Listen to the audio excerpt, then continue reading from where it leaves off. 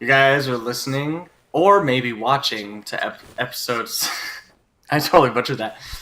It's episode 17, guys. Yeah. You're either listening or you're watching because we're going to do some more gameplay today.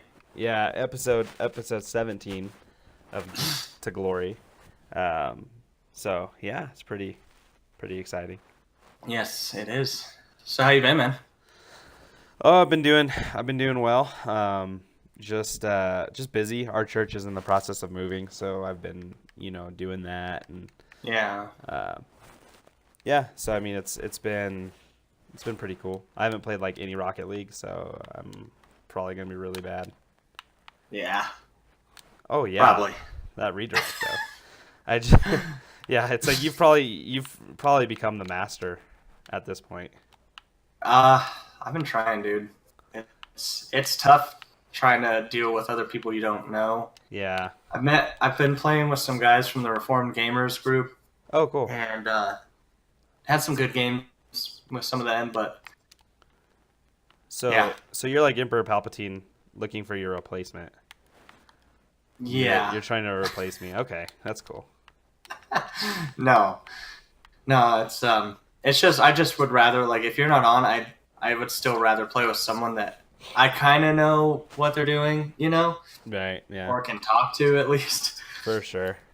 So Well, on today's episode, we're gonna talk about a very spoiler-heavy review of The Last Jedi. Um, yes, all spoilers. If you haven't seen the movie and you really want to, just go to the theater and watch it. I don't know what you're doing. Listen to us.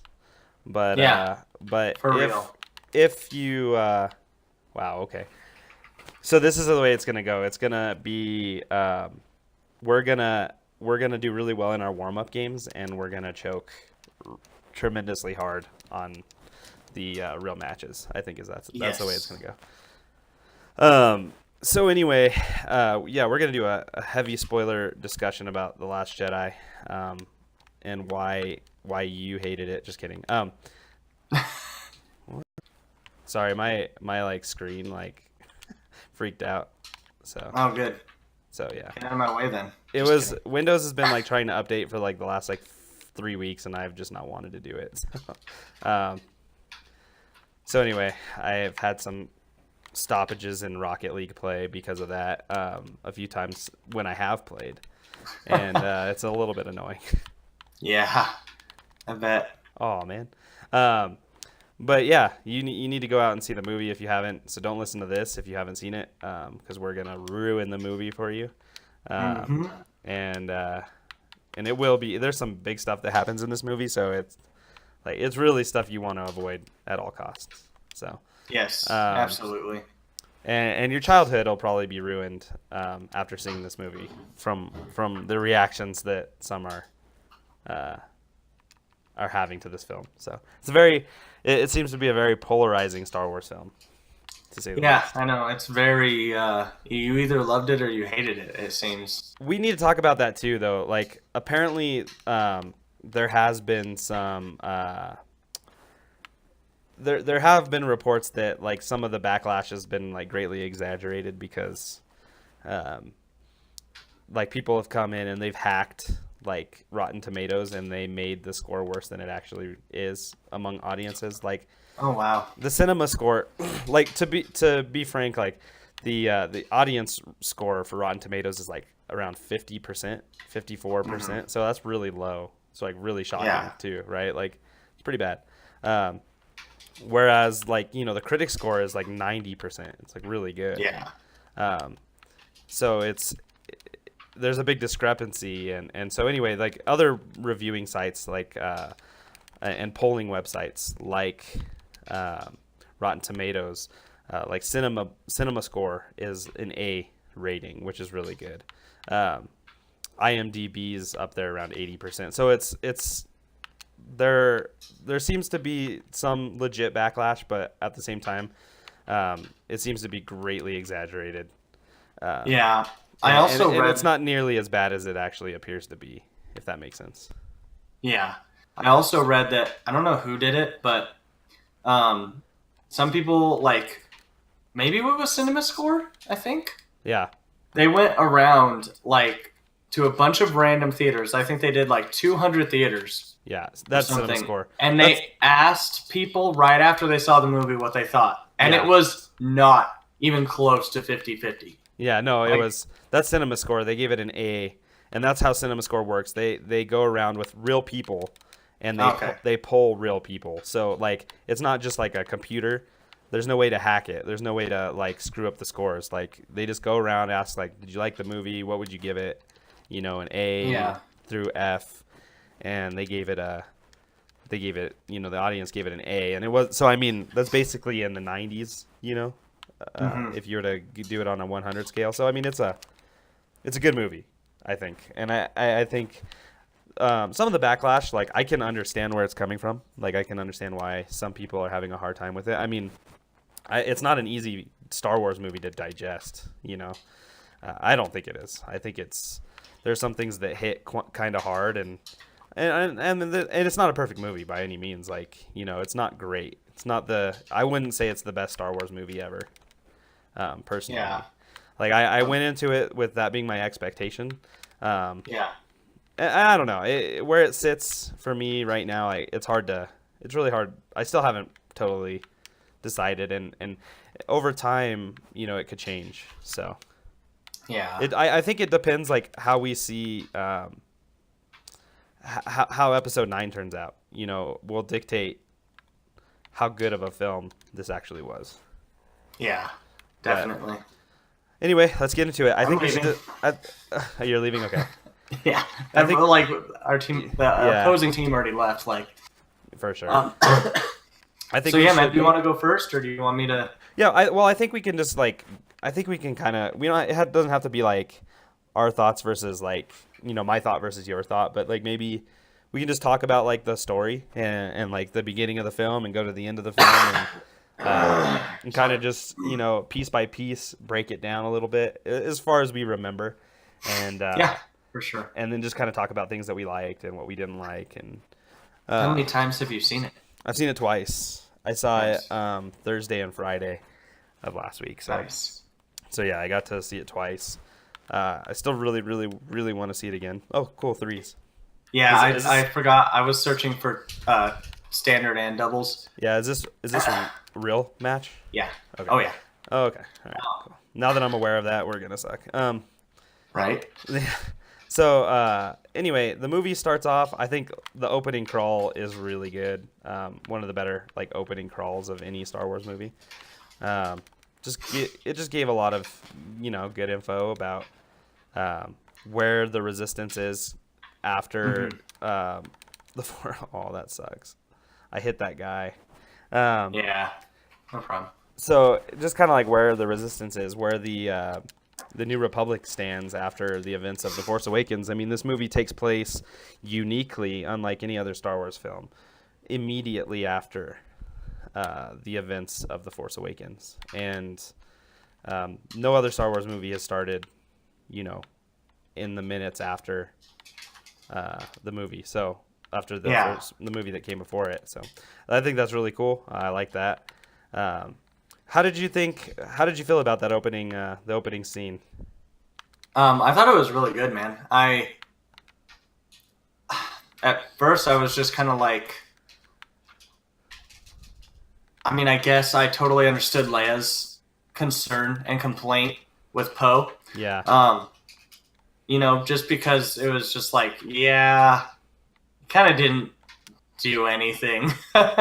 you know? Yeah, but, I mean, they did destroy it, but I don't know. At what cost? You know what I mean? Yeah. And so I think it humbled him a bit, but at the same time, he seems very much of a prideful character, Yeah. and so it like didn't affect him much. He still was just like, I'm gonna do what I think is best, despite what anyone else says. You know? Right. And so it kind of showed us what kind of character he's going to be. Yeah. You know, pretty much probably throughout the series. I don't see a big change in him in episode 9. I'm sure they still could, but No, actually, I think you're missing something though. That happens, a huge character development that happens with this character. We'll talk about it later on, but he's not the same guy as that starts the movie, which is really really cool. Um, and that's just the way I see it, I guess. But one of the things that happens in that movie in the opening scene is they have a huge battle. They're trying to evacuate their original base, and they're trying to escape the planet they were on. And the First Order shows up, and they are about to wreck stuff. Like they come with bad intentions, and I think what was cool about that scene, like at first, the first time I saw the movie, the humor in that opening scene with Hux and with Poe didn't really work for me. I thought Really? I thought it was really out of place, and I thought, considering that the Resistance is coming, or the First Order is coming to destroy them, and they're kind of facing a bad situation, and he's really making light of the situation. I didn't love that. The second time I saw it, I thought it worked better. The problem I still have with it. He was kind of trying to buy a little bit of time, wasn't he? I mean, maybe, but it felt like it went on a little bit too long, I guess. You know what I mean? Like the jokes were funny at first, and then it kind of just went, it went on a little bit too long. But then he had like the your mom joke in there, which I thought was really, really funny. But for the most part, it was really good. A lot of people are saying, this is the first movie that doesn't have the line "I have a bad feeling about this" in the film, and I don't know if you caught that, but this would be the first movie that doesn't have that line. Really? The reality is that line is actually in the movie, but it belongs to BB-8. So BB-8 says, "I have a bad feeling about it" in the opening scene of the movie. I have a bad feeling about this, and Poe, says, "No, we need to be positive." So that's what he actually says. Ryan Johnson confirmed that BB-8 has the line, "I have a bad feeling about this." So which is pretty cool. It's different. I think he's the first like droid that doesn't speak. Because K2SO in Rogue One says, "I have a bad feeling about this." Oh, okay. So he's the first droid like R2D2 that has that line, I think. So, which is cool. I like that personally. But yeah, so Poe goes really reckless, and he wants to destroy that really big Star Destroyer, the Dreadnought, and he said, this is our chance to take out a Dreadnought, and the reality is, like, the First Order is a massive military operation. Like, that is not going to do much. They have more Dreadnoughts, and so he's going in there trying to destroy the Dreadnought, but Leia's smart, and she realizes, like, okay, we got everybody out, everybody's safe, the Resistance is intact, let's get out of here, and Poe doesn't listen to her, and they have if you read the comics, that they have a very, very good relationship. Leia's grooming Poe to become the leader of the Resistance, because she knows she's not going to be around forever.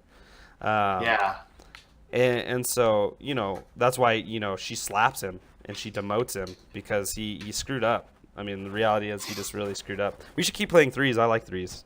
Feels good right now. I mean, that's a hard scene. And they, even though you don't know the character, the one that pulls the bombs that does blow up the Dreadnought, they are successful in doing it. But they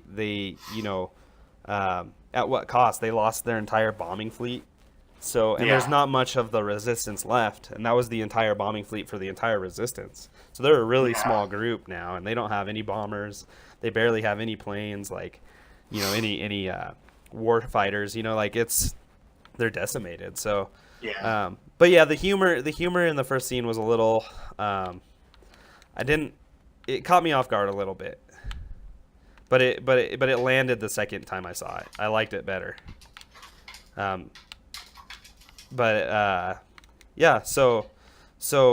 right after she slaps, well, actually I don't know if she slapped Poe yet. She right after, like, Poe lands back in the hangar, they see Finn, walking. He wakes up from his Bacta suit. And he's, he has no idea where he is. And the first thing he says is, "Where's Rey?" and then it cuts to where Rey is, still on the. Yeah. So talk about that. Talk about how that connected with you when she hands Luke the lightsaber. What did you expect to happen, and then what did you think about what actually happened? Um. So I guess what I expected was for like a flashback moment. Yeah. Okay. Really, I really like thought it was just going to be a huge flashback. He was going to get all these like feelings, of like, oh my gosh, I can't believe that you have this, and then him go possibly to talk about maybe what happened, why he's there, stuff like that. So Right. uh, Um, that didn't happen. what? Yeah. What did you think about what happened?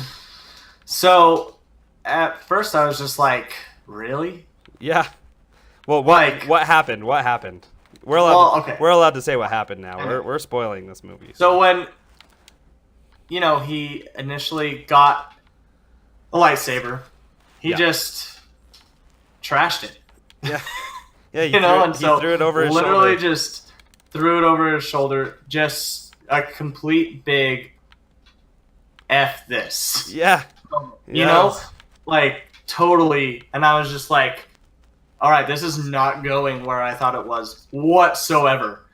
And Yeah, so, that was the first moment in the movie where you're like, you think about the trailer and Luke's like, this isn't going to go the way you think.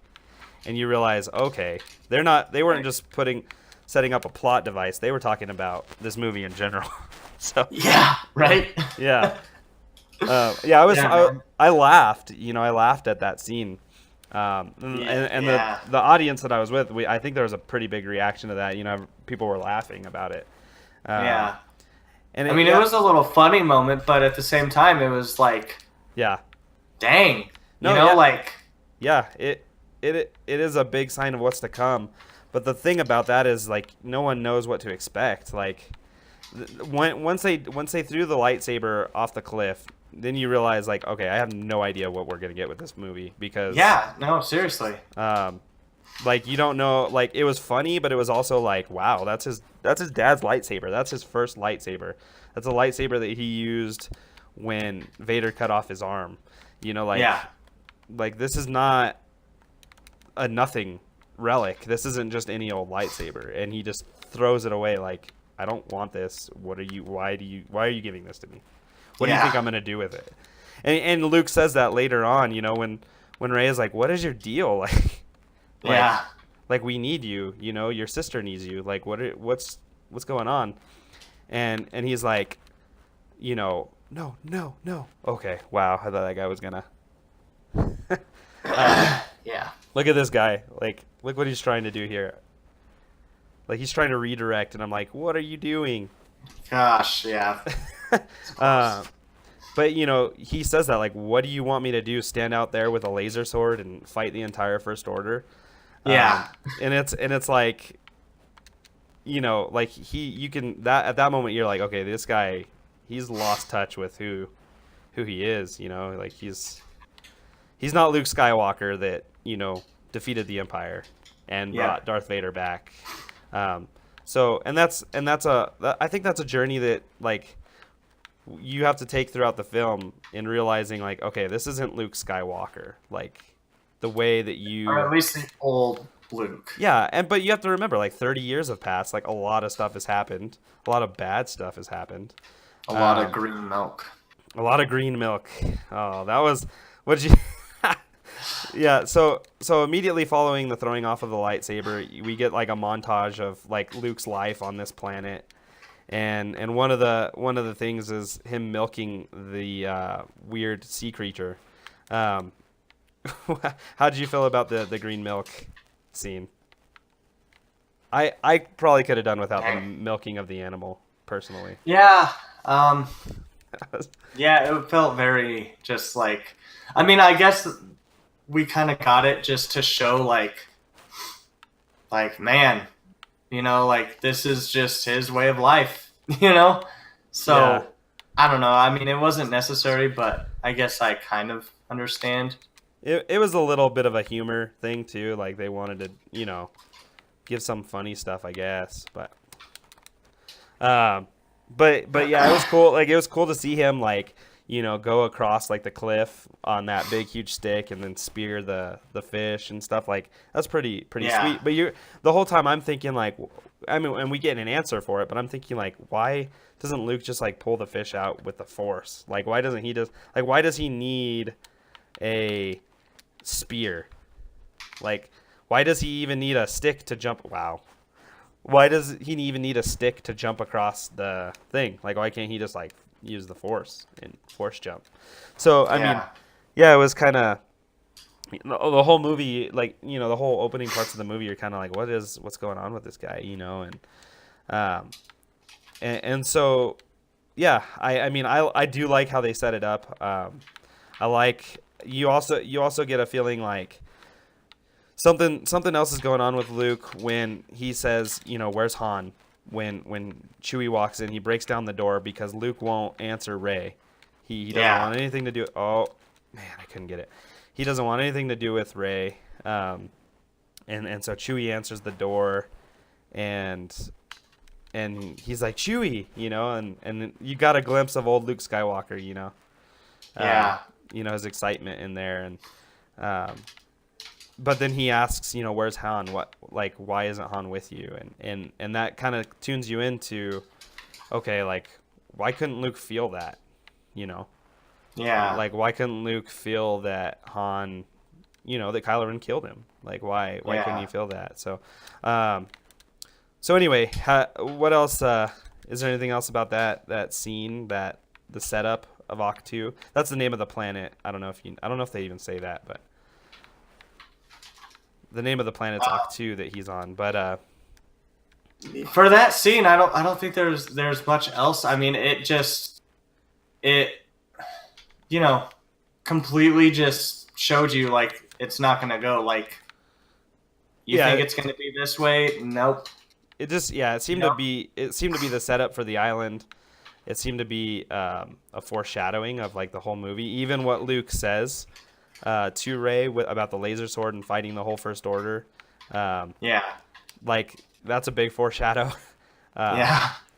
and so yeah, I mean, it serves its it's fine. Like it's a good part of the film overall. Like I don't have any issue with it really. Yeah.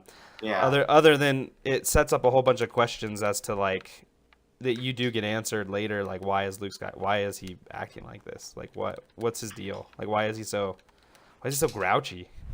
Right. Yeah. I mean, he And literally doesn't want anything to do with yeah, Ray. and I Like, mean, at all. and I mean, going into it, we knew that like we knew that the Jedi Temple had been destroyed. Like he's probably struggling with some of those things. But we didn't know the extent of it. We didn't know exactly how that went down. Um, there was big questions that needed to be answered in this movie. Yeah. And so they set it up with like some questions, I think, initially. Oh man, this guy's killing us. Oh, this guy Yeah. killed us this game.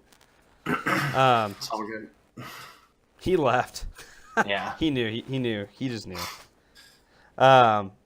So yeah, it was a good setup. And then we go back to the Resistance. I mean, that's pretty much how this movie flows, right? It's like, you get moments with Luke and stuff going on with him, and then it's back to the Resistance, First Order. Like it kind of has two major, plots, and then like one minor plot, and then it kind of ties it together all at the end. But Yeah.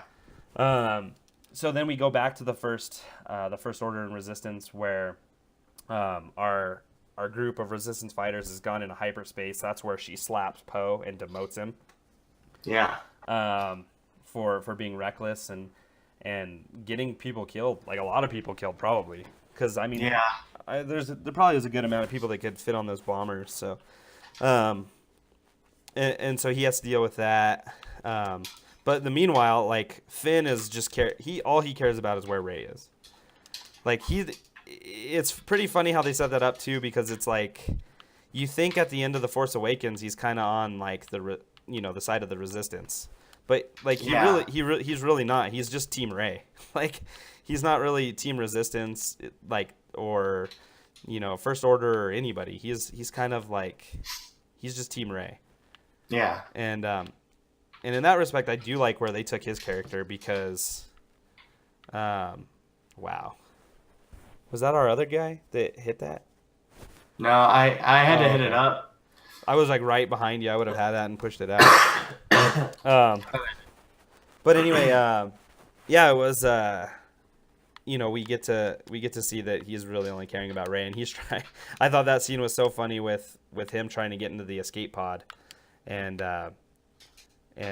Ray or Rose. Wow, I just went up too much. And Rose, the new character, seeing him and recognizing him as the hero Finn, you know, Yeah. and he doesn't realize that he's a hero to the Resistance yet. His one mind is, let's find Ray. I need to find out what she's doing. I need to get her back, and we need to get out of here. Like Yeah. he still has no confidence in the Resistance. Like he doesn't think that they can win, and he just wants to save Ray. So, but that whole scene where he's trying to abandon ship, but she's saying that he's a hero, and that she's had to zap like 5 dudes because they tried to escape, or 6 guys because they've tried to escape through these escape pods.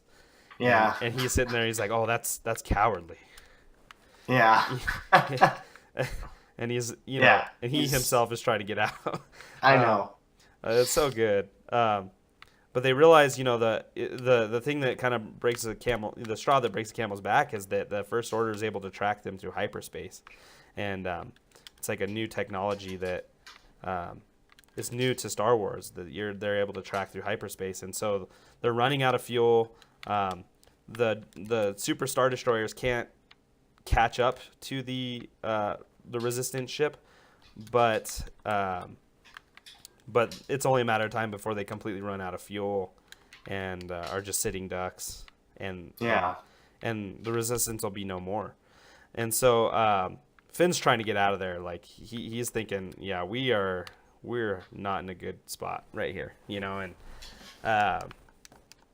so they Rose realizes that he's actually trying to escape, and she zaps Finn and and takes him back, and that's where they call Maz Kanata.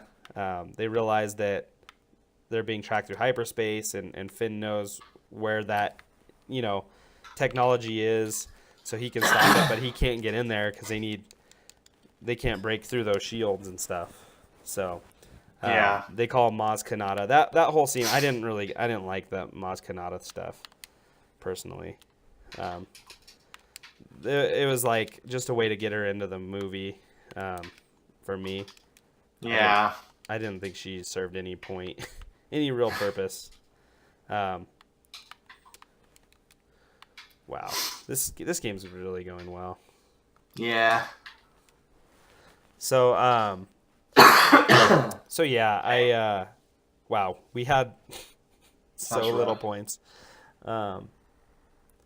So yeah, I mean they talk to Maz. They find out that they need to go to that casino planet of Canto Bight and find a master decoder that'll help them get into the First Order ship, and Yeah. they're under a big time constraint. They have like 6 hours of fuel. They're in real bad shape. So, Yeah. and then it takes us back to Octo or whatever it's called. And we see more Rey and Luke stuff, and Yeah. which, I mean, I think that's probably some of my favorite parts of the movie is when we get to be on the planet with Rey and Luke, and just kind Yeah. of continue to find out more about what's been going on, Yeah, I agree. And I loved all those scenes, really. yeah, I mean, I think it's on this second time of when we're on Octu, when he says, "Well, Kylo Ren turned on me. Yeah. I went into his room and he turned on me." And so like that's part one of the story. You get the story in 3 different ways, told 3 different times, And so this is when we first also get the first interaction of, around the time we get the first interaction of Kylo Ren too. We kind of missed that where that's the first order part of it when you find out that Hux really did have the resistance on a string because he punished Hux. There's so many little things that we kind of forget to talk about, but yeah, he punishes Hux. Snoke does in the beginning scene, and then he talks to Hux in his throne room, and he is saying, "Oh, we really do have them on a string.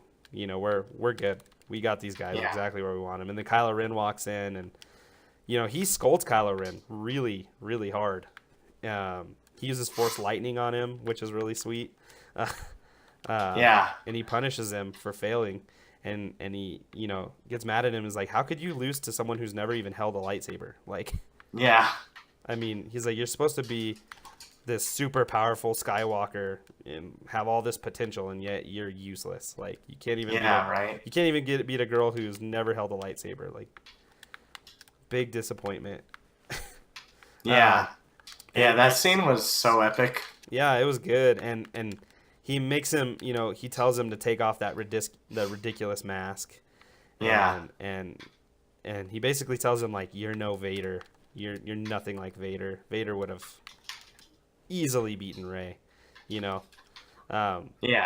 And it was really dark. It was a really dark scene. And then the next scene we see is Kylo Ren, after Snoke tells him to take off his mask, we see Kylo Ren destroy it, So he no longer has the mask after that. Yeah. I mean, I kind of wonder if he's gonna, redon the mask at some point, but as for now, he doesn't have the mask anymore. Yeah. And it was I don't know, it just showed too a lot of, again, Kylo Ren's just like fury and uncontrolled just anger in that scene, Yeah, like he gets up and he wants to like fight Snoke.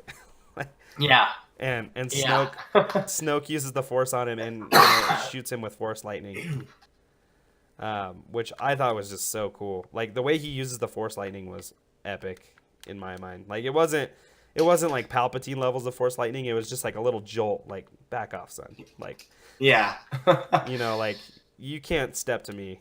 And I think it shows that Snoke really is really powerful. And why, there's something that happens that we're going to get to in a little bit. And if you've seen the movie, you know what happens. But Snoke is really powerful. Like, for sure. But it's one of those things like, oh, wow. He didn't go for the ball. But we don't really know how powerful he really is. I mean, he's evidently very powerful, but, he's also arrogant, like many Darksiders are. Like they're very arrogant and they think that they're invincible. So anyway, then we have the second meeting with Rey and Luke on Ahch-To, and he still refuses to train her. I think he talks about how the Jedi Temple was destroyed, how Kylo Ren destroyed it, and how he turned on him, and so we get that part of the story. We get also our first, as some people I've seen call it, our first Force Skype call, if you will, where Kylo Ren and Rey are somehow connected to the Force with each other, right? And they can see each other. They can't really see because they're brothers and sister. Yeah, right. Or brother and sister. Right, that's it. I don't know. That's my theory. They're twins. No, I mean, Snoke says that it was him, that he did it. So I mean, I don't know. The more I think about it, the more I think like Rey really is nobody. But, and I have to be okay with it. Well, remind me that you just said that Snoke said that he's the one that did that, because that doesn't fully, I think, line up. Okay. All right. Well, we'll talk about it. So anyway, they talk for the first time, right? And they talk about how, wow, I just played that really badly. Rey tells him that he's a monster, and how could how could he have killed Han Solo? Yeah. Um, and and what I thought was interesting though is, he says like, I didn't hate him, and I wish they would have elaborated on that. Like, Yeah. why'd he do it? Like, I mean, maybe like that's what he had to do to, be more onto the dark side of things. Like, I don't know, but they didn't really talk about it. But yeah, so throughout the movie, it sets up like these Force interactions that Kylo Ren and Rey have throughout the movie, where they can see each other, they can talk to each other, they can even feel each other, they physically touch each other. But meanwhile, they're millions and millions of miles apart. Yeah. So I thought that was really cool. I actually really liked the Force Vision stuff. Like the Force, not Vision, but the Skype calls. Yeah, they were pretty cool.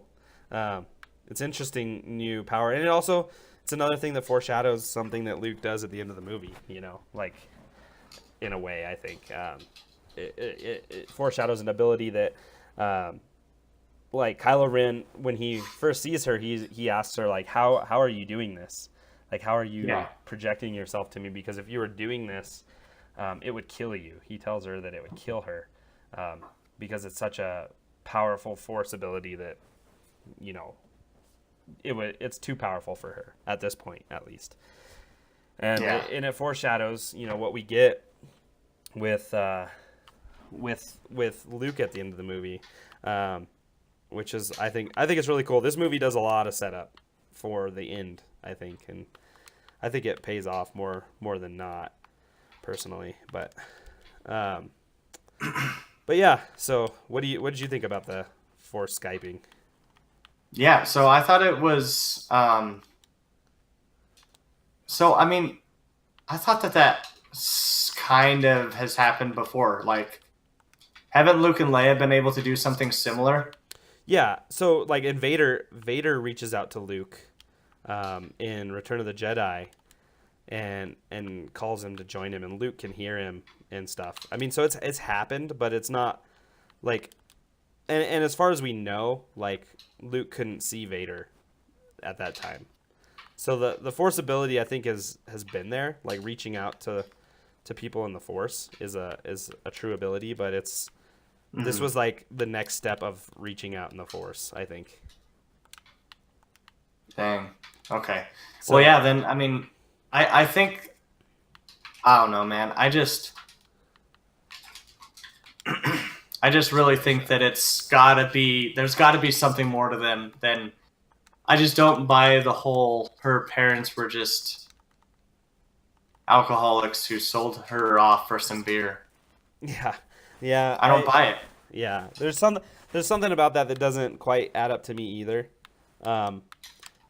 I think that she may be more important than that, but I don't necessarily know if they're. I don't think she's gonna be like a Kenobi. That's what I really wanted. I wanted her to be a Kenobi. Yeah. And I don't think she's that. And Snoke's explanation in the throne room when he says, a powerful darkness rose and light, the Force created a light side user to combat it, So because Kylo Ren became a powerful dark side user, the Force needed someone to be as equal on the light side so that there could be a balance. And so I don't know. There's so much, like, I mean, I guess that's a possibility. I mean, yeah. I mean, it's almost kind of like Anakin in a way. Like, he was kind of created in the Force. Like, he doesn't have a father. Yeah. And so, like, it's kind of like that. Like, Rey doesn't need to have powerful parents to be powerful. Like, the Force just chose her to be, the answer to the solution, to the problem that the Force is facing, in that, okay, we have an ultra powerful Darksider, and that's that also, like, shows where Luke's at. It's like, well, why isn't Luke the answer to that? Like, why did the Force need to create a powerful light side user? Because you would imagine that Luke's got to be the strongest light side user that's ever lived, And I think Yeah. he shows that at the end of the movie. Um, but the thing about it is like, why did the Force create or make someone else to be powerful on the light side when we already had someone who was powerful on the light side? And this movie talks about that. It deals with that because of what happens with Luke. And I think Mhm. this second and third time that we get to them on Octu, Luke finally agrees to train Rey, and R2D2 is kind of the reason why. Yeah. R2D2 shows Luke the "Help me, Obi-Wan Kenobi, you're my only hope" hologram from the first film, and uh, and it kind of brings Luke back to the realization, like, okay, like, I'll train Rey, but it's really, I'm only gonna give you 3 lessons, Yeah. and why the Jedi should end, like why this should not, like, we don't need this anymore. And I thought that was like some of the most powerful scenes in the movie. Really, is him talking to her in the temple and saying, she says like, I need someone to show me my place in all this, Yeah. and he's saying like, well, the Jedi should end because it was because of their hubris, um, their cockiness basically got them destroyed. Their cockiness basically forced them to, well, cause the rise of Darth Vader and Palpatine. Um, and they couldn't see it. They were blinded by their own religious fanaticism, basically, and Yeah. they screwed up the galaxy. Basically, he's kind of blaming the Jedi for basically ruining everything. Is kind of what he does, and it's kind of surprising because of just who he is by the time the Return of the Jedi ends. Because he's saying like, well, um, I am. I'm a Jedi like my father before me. Like he holds the Jedi in high regard, and now he basically says, well, it's because of the Jedi that we have all this problem, and he said, Yeah. and you can't think for a second that if the Force is so much bigger than the Jedi and the Sith and whatever that is, like, says like you can't be naive enough to think that if the Jedi didn't exist, that the light side would die, because it wouldn't. It would still exist, and someone else would come and use it, and he just was basically saying like the Jedi don't have all rights to the light side of the Force, Yeah. and because of their narrow views, like I think what he's saying is like you can't have light without dark, like, and I think that's the original teachings of the Prime Jedi, that they show. I don't know if you could see it very well in the movie, but there's a little mosaic in the middle of that temple that he's teaching her in, and it's a mosaic of the Prime Jedi, the very first Jedi ever, and the Prime Jedi believed in a balance of light and dark. They didn't believe in only using the light side of the Force. They believed that you had to use both, and in order for there to be balance. Wow. And I think that's where the Jedi have kind of gone awry a little bit. Is where they've they believe that only light, no darkness, and they're afraid of the darkness, and it seems as though the first Jedi embraced the darkness, as well as the light, and they did. I think they were still like a good, like, doers of good, but I think that they used both, in a way that was like safe, and I even think that the Force projection that Luke does at the end of the movie may be a dark side ability. Oh, really? I think it may be. Just because of the toll it took on his body. Like, I think that's why it's I think it's very potentially a dark side ability that Wow. that the Jedi wouldn't teach to, because like you said, like, we've really only seen Vader do anything like that. And of course he was a dark side user in the Force. Like there's been reaching out and stuff and feeling things like the lightsiders would use, but nothing like Force projection. And so I think it's very possible that that's a dark side ability, but I don't know that for sure. But Yeah. I think it's like you can use the dark side in ways that aren't evil, like, you know, because there's some like powerful techniques that you can use. I mean, I think you shut yourself off from the Force when you use only one ability. Yeah. When you only use one side of the coin. Because the Darksiders often would use light side techniques, it's not like, force pushes and force pulls, like those aren't necessarily dark or light, like, um, it's like more like force chokes, like that's a no-no, like don't do that. Like, Yeah. uh, but Luke even does a force choke in Return of the Jedi, so, I mean, can't, I mean, he's always tapped into the dark side a little bit, Yeah. And I think you have to. I think you have to tap into the dark side a little bit to understand it and not be afraid of it, because I think the fear of the dark side is what causes those that don't understand it to fall into the dark side. Yeah. More so. But yeah, I think this is where Luke basically says. I think that's where he says that Kylo turned on him, and that. In the temple scene that we get, he says that Kylo turned on him, and so we get another Force Skype call, and Kylo Ren this time is shirtless, and he's yeah, that was a little interesting as well. We got to see that Kylo Ren clearly works out. He worked out for this film.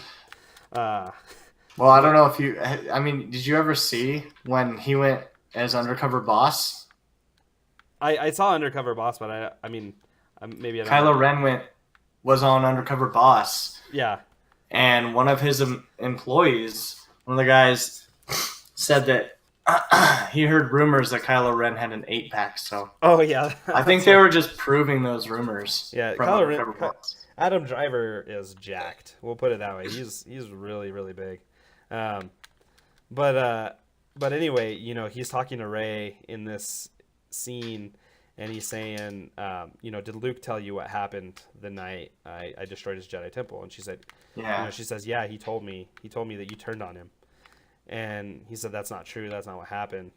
And what they show is a scene of Luke going into Kylo Ren's room, and he pulls out that green lightsaber. And when he pulled out that green lightsaber, like, even though it was in a bad context, I was like, oh yeah, green lightsaber. I love it. Yeah.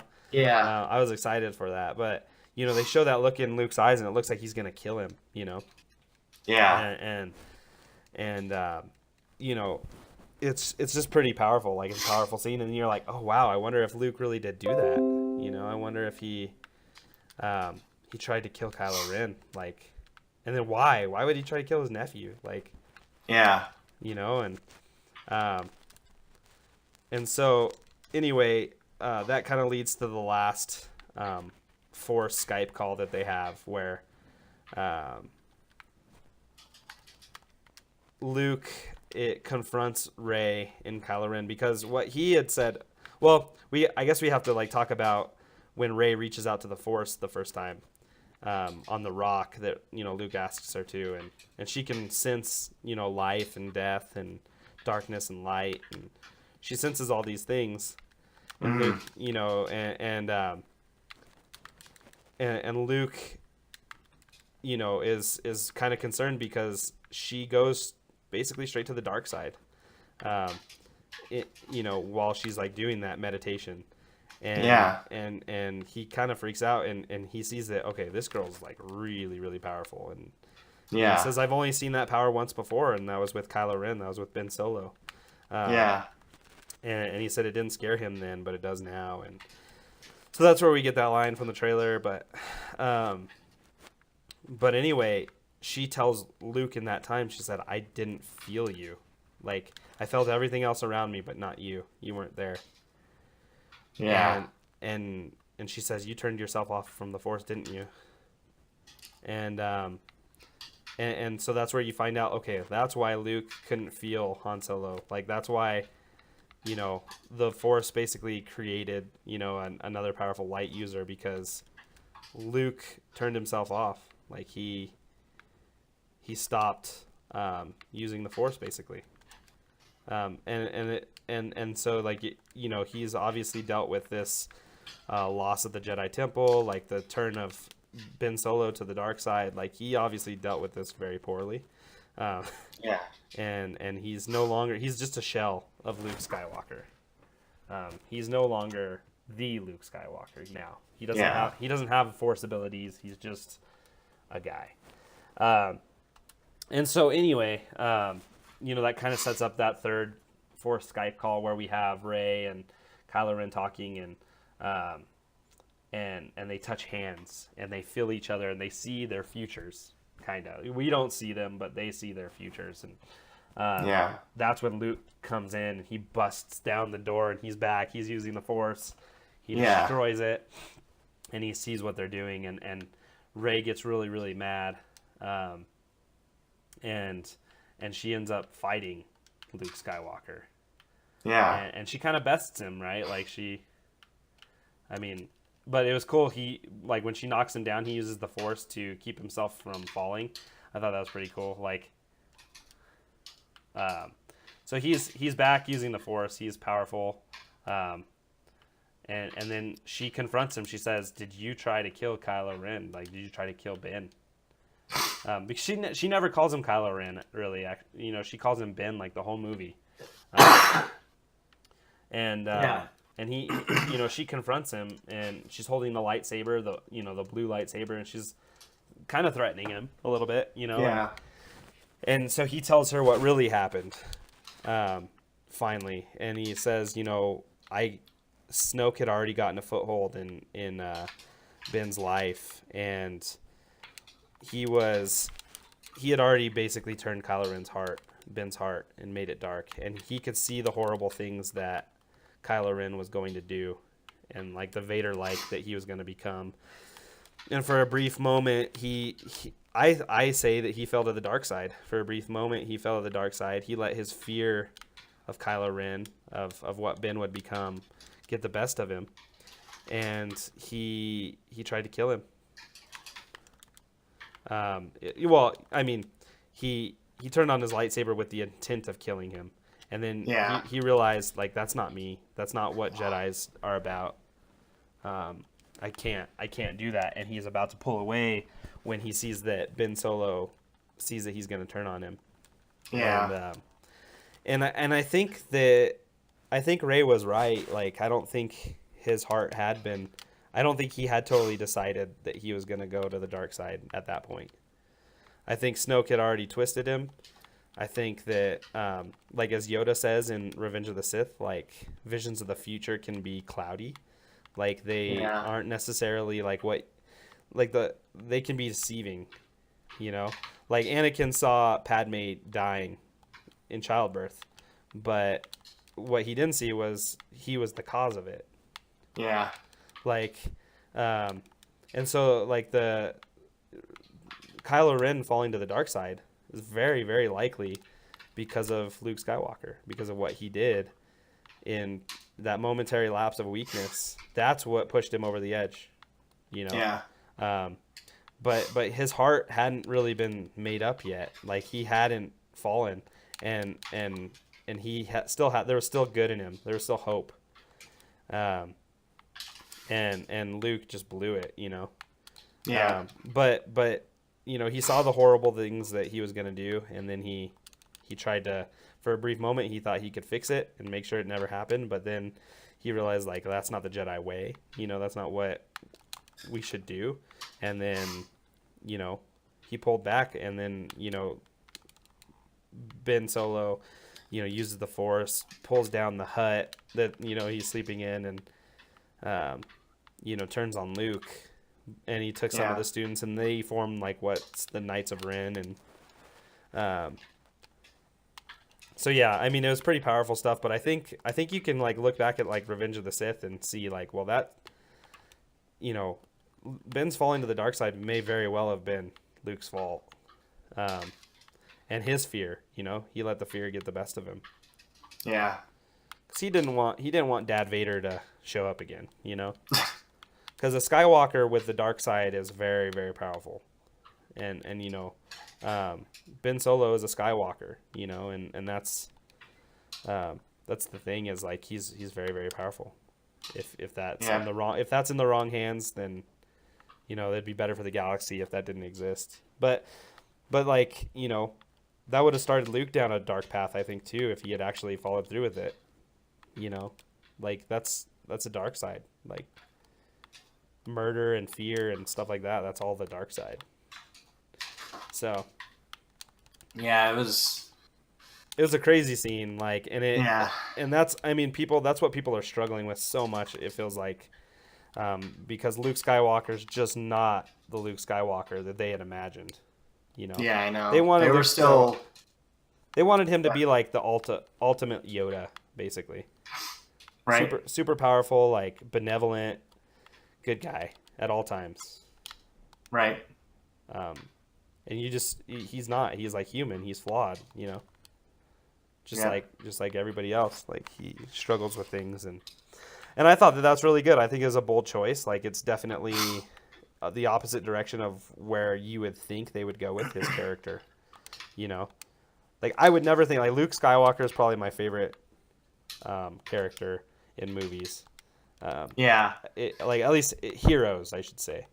Um, and you know, it feels weird, you know, seeing that like okay, Luke isn't like this perfect guy, you know, and it's you kind of expect him to be like this super powerful Jedi that It's close. yeah. You expect him to be this super powerful Jedi that, you know, is just like wise as Yoda and Crazy. yeah, just but I personally prefer where they went with the story choice. Oh no. I prefer that they did it that way. Personally. What do you think about like the Luke Skywalker stuff and Well, you know, him at trying first I was probably a little frustrated, yeah. Just like but he would not do that, you know? Luke wouldn't do that. yeah, because I mean you're used to the original trilogy, Yeah. and so that's the Luke that you expect to see, you know, who's just ready Yeah. to fight, you know. But I think now that I really think about it, I'm like, this makes a lot of sense, you know, Yeah. because it makes sense as to why he went to the island, why he basically kind of has given up, you know what I mean? Because if he was on this island and no one could find him, and he was just ready to fight, like that wouldn't make much sense either. Like yeah, you know? why didn't he show up? Yeah, Like exactly. why did he let Han Solo get killed? Like, Yeah, you know. Yeah, and I think so much of it is like, you know, Luke knows that he should have been like that's the part is like the heartbreaking part of it and like the good part of it is like Luke knows who he should have been. Like what he should have been for the galaxy. You know what I mean?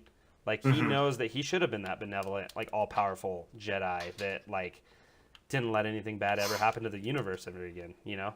But the thing about it is like he that's where he goes into exile that like he failed, like he can't deal with it. And that's what this whole movie is like about is failure and picking yourself back up after failure and you know, not letting your failure define you, but to overcome your failure, you know, learn from it and overcome it, right? Like yeah, and that's kind of like what goes on with Poe. You know, he fails. That you know they win. That you know they blow up the dreadnought, but he failed because he let lots of people die because of his actions. And that's Luke. You know, like he failed and he gave up. You know, on life basically. Like he went there. He says, "I went there to die." Like he becomes so consumed with his failure that he couldn't be Luke Skywalker anymore. But it was kind of a hard pill to swallow. But 2v2 man.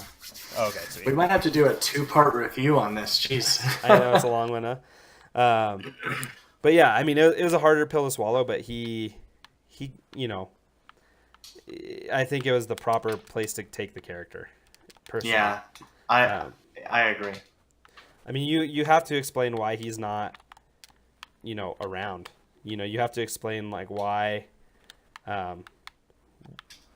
things like went so badly for him. You know, like you have to explain how Kylo fell. Like you have to explain how Luke's responsible for it. Like in a way, you know. And so, yeah, I don't know. I liked it. I can see why people don't, and I'm fine with that. Like, I know it's not it's not the person they wanted him to be, and and it's hard because like, you know, you build up a character like that in your mind for so long. After 30 years, you're like, man, this guy has got to be amazing. Right. And he's like not he's not amazing at all. And well, I wouldn't say that. He definitely redeems himself at the end of the movie. Yeah, for sure. But but yeah, so then we kind of, you know, Rey is basically telling Luke at this point like you made up Kylo's choice for him. You didn't give him a choice to like go bad or to not, you know. You turned him to the dark side kind of. He's like and so she says like I'm going to go save him basically. Like I know that he'll turn. Oh man. Yeah. And so that's when Luke is like, well, this isn't going to go the way you think. Like, he's gone. I've seen his heart. Like, Yeah. he's gone. And so she goes in with that expectation that she, you know, she's going to save him. And then it kind of cuts to like the Canto Bite stuff, and I kind of don't want to talk about that. It's the weakest part of the movie. Yeah. It's really not that good. I mean, that's the biggest complaint I have with this movie, and where I say it's like not a perfect film, is the Canto Bite stuff. Like I wouldn't say I was bored through it, but it was just like, can we get back to like the other stuff going on? Like, Yeah. there's some other cool stuff happening, and I'd rather see that. And I felt like it kind of kills the momentum of the movie a little bit, unfortunately. And that's all I really want to say about it. I don't. What do you, if you have anything else to add? I mean, by all means. Yeah. No, I agree. The one thing I liked about the Canto Bite stuff and what shows through in this movie is like the Resistance. Everything the Resistance does like just doesn't work.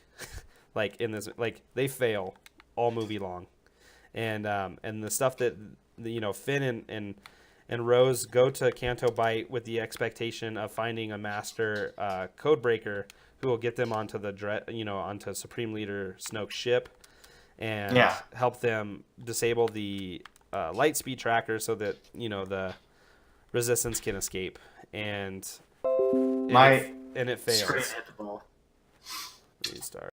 So you know it doesn't work out, and I like that. Like I like that they kind of show like. Yeah, sometimes, you know, it just doesn't, it's not always going to go perfectly as planned for the good guys every time. Yeah. And like, that was what I got out of that part, you know? It's like, oh, that sucks. Didn't work out. Let's go back to Luke. Like, Yeah. And so that's when we get back to, you know, Finn and Rose do end up on the First Order ship, on Snoke's ship. And Rey does as well, and Kylo Ren's there to meet her. And he takes her to the throne room, and we have a very similar Last Jedi scene there, where Rey is saying to Kylo, "You don't have to do this. You know, you don't have to take me to your leader, you know, to the Emperor. Like, we can just go now. Like, we can just go and run away, and you know, this doesn't have to be this way."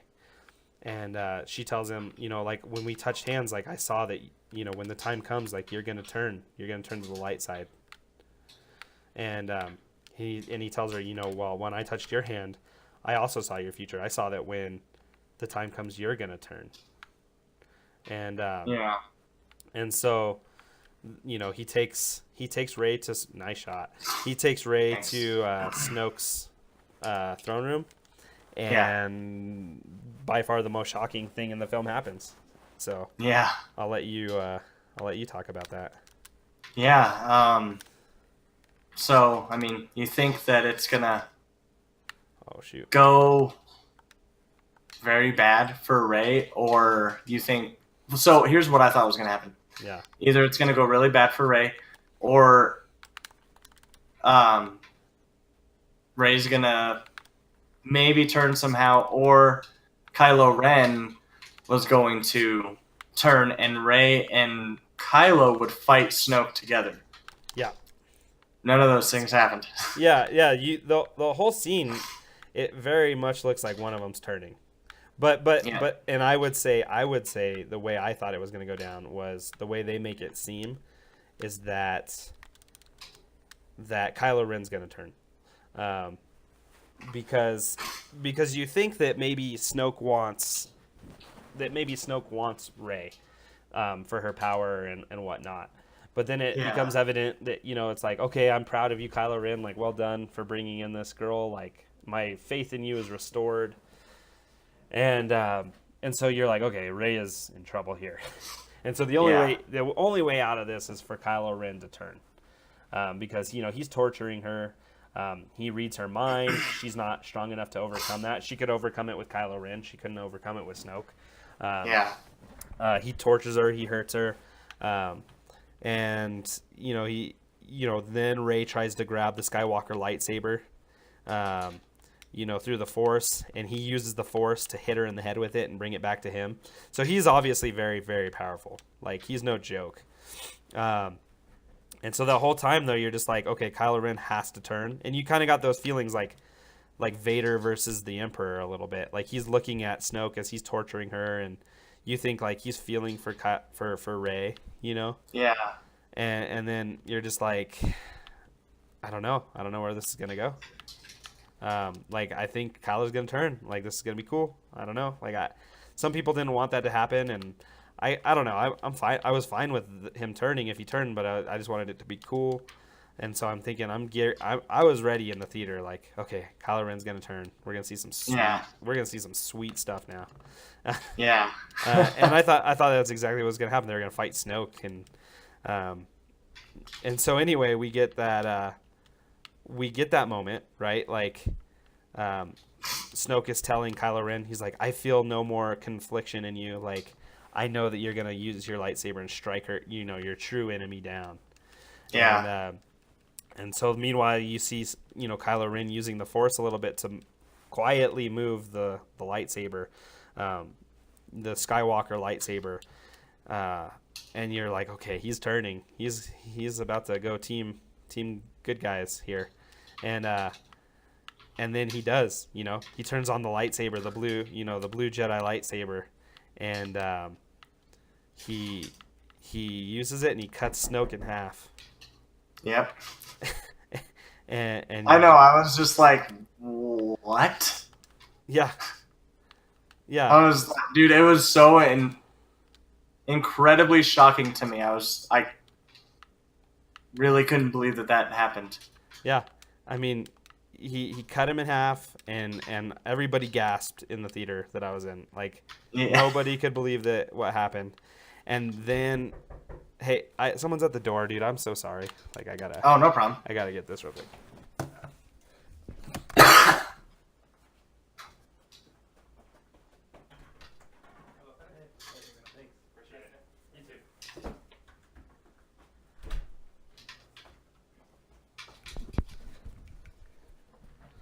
Oh, sorry, dude. That sucks. Oh, nice. No problem. 2v1. I can't believe I saved that. 2v1 skills for the win. Yep. So yeah, dude, it was so shocking, and at that moment you definitely had to be thinking like, okay. At that moment you definitely had to be thinking like, okay, he really did. He went to the light side, Yep. And I was pumped. Like, they started fighting the Praetorian guards, and they were teaming up, and honestly, Kylo Ren's last kill was so savage. Like, it was so good. I thought it was anyway. It was really cool. Rey throws him the lightsaber, and he turns it on, and as he does it in one motion, turns it on and stabs the guy in the face. Yeah. Like, just so epic. Like, it was so good. Yeah. Which you could only do if those guys had masks. Like, if they were like people, if they had like real faces, Disney could never show that. Yeah, right? Yeah, it was just the whole thing. I don't know, that whole scene. I think we should probably end at this scene and maybe finish our review next week. But yeah, especially because I really would like to see it one more time before, hopefully. But dude, that whole scene was it was nuts, man. I was so excited. I was just like, oh my gosh, this is one of the most BA Star Wars scenes I've ever seen. It was like that was really good, along with Vader in Rogue One. Vader in Rogue One was one of my all-time favorite Yeah, Force scenes I've ever seen. Like, he just goes to town on rebels. Like it was pretty epic. yeah, Like, it was crazy, huh? yeah, and it was a lot. It reminded me of that a little bit. Like, it was just a really cool scene to see these guys fighting and teaming up and having an expectation. Like at this point, you're thinking like, okay, like Kylo's a good guy. Like he's gonna come in and help the Resistance. Like everything's gonna be good. Like we can forgive him for the Han Solo stuff and all will be well. You know. And so Yeah. what we'll talk about next week is we don't get that. and this movie continues its its entire theme of not knowing what to expect. Like when we see Kylo Ren at the end, he didn't turn. And so we'll leave you with that thought, I guess, but it also really it also doesn't really matter though, because I mean you guys have probably already seen it, so you know what we're gonna say. But, yeah. We'll finish next week. We'll finish discussing the movie and then just like our overall like rating. Wow. So I think comeback train. Yeah, our overall rating for sure. And I think I think this is a movie you need to see twice. Yeah. Like the final scene in this movie actually kind of got me a little choked up, to be honest. Are you kidding? I was like, are we gonna really? You made a really quick recovery to that. Like, I was like, this is really gonna go the way. Sorry. No, it's not your fault. This isn't gonna go the way you think. This Josh. isn't gonna go the way you think at all. But yeah, like after seeing it the second time, like Luke's final scene really, really resonated with me in a powerful way, and I really liked it. I liked what they did. I liked how it ended. Like, and then I'll talk to you more about like why I think Poe's character did change, and he's not just a prideful, like arrogant idiot, Yeah, and then we'll talk about how the Skype calling. I do know what you're gonna say about that. I had to think about it, but I know what you're gonna say about it. Okay. Like how they do it at the end of the movie, right? Like yes. Yeah, I don't know but that's one of those things. Like Rey is so powerful. Like if Snoke could have been the one doing it, but Rey could have learned that ability. Or they could just be doing it because they have some relation. Yeah, I mean they could be, but I just don't think there is any. I really don't think that anymore. Like, I think The Force Awakens tries to set it up to, like, show you that there is like, Rey really is nobody. Maz Kanata asks her who she is, and she says, I'm no one. And then Maz Kanata also tells her, the belonging you seek is not behind you, it's in front of you. And with Luke and the Jedi and stuff. So, like, I don't know. Like, I think they were trying to set you up for that and let you know, like, okay, she really is nobody, and they give you that answer in this movie, like that her parents are drug addicts and just left her on Jakku and didn't care about her. Like, I mean, that's not a satisfying answer to me, but at the same time, like, oh, are you kidding? Whatever, dude, you hit that. I like played that like as well as I could have, and that was stupid. Okay. Wow. What, it just like stuck to his car? He turned spikes on real quick. Rocket League physics for the law. Yep. But yeah, dude, like it was. I really think she's nobody. But I mean,